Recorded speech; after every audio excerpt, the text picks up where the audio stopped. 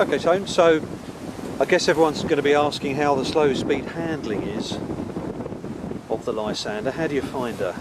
Well, she's not too bad, but it's one of the only models that I've actually made of this size that I've actually put flak on, mainly because everything I've heard before in the past has sort of said it can be quite tip-stally, so putting some flap on it is going to give it that low speed handling. She is quite fast and surprisingly sprightly without the flak. Trying to slow her up is actually quite difficult, especially if you haven't got a headwind. So a bit of flap or a nice headwind and she will slow up quite nicely. Yeah. Well, we've just run up the SC52 4-stroke, I think it is. There's plenty of power there, so... Yeah, she certainly has got enough power. Yeah. Good 48 and a good old OS 48, which is the same crankcase size, would be just as good. Yeah. She's about £5 12 ounces at the moment, so she's under £6. So I trust everyone else can make her under £6. There's nothing I've done differently on this particular one. I haven't really selected any sort of lighter grade wood. It's just as she came out of the box, really. Right.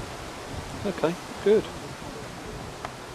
So a good builder's model by the looks of it, and you can sell people the cowl, I think I'm right in saying? The cowl, the canopy, the spats, which are in two halves actually. Right. They're not brilliant. I mean, they're actually a good scale spat, but the way you have to sort of put them together, it's really sort of joining two halves of plastic, which is not the best fun. So one thing I apologise for, but if you really wanted to make it out of carve it out of wood, then you can. So. Masochistic builders. I think you may enjoy actually just putting two halves of plastic together. Yeah. And joining, and once you've joined them, and just running a bead of sort of filler, usually car filler or isopon, just over there, just to sort of stiffen it up a little bit. Yeah. But they look the part. Yeah. You've got to do the spats. You've got to do the spats. Yeah. It just doesn't work without them. No.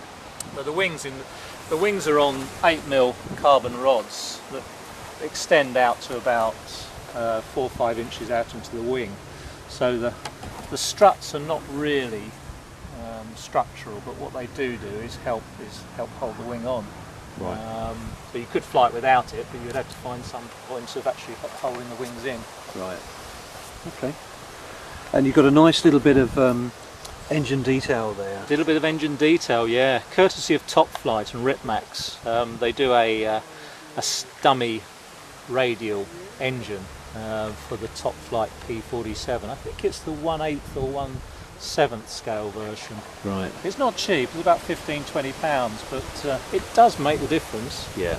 You've got a big open cowl there, so if you can fill it with something of a dummy nature, it would work quite well. There was a little bit of trimming around it, because it was oversized by a good sort of 1/2 to 3/4 of an inch, so a lot of the rocker boxes are taken off and just pushed in there. But the engine's set quite far back, so you've got enough room around there. Right.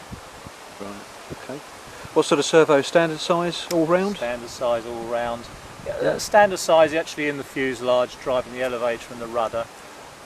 On the wings, just used mini or micro servos. Right. 1 servo per aileron, 1 servo per flap, and connection at the top. Lovely. Okay. Better flyer, haven't we? We better give her a go.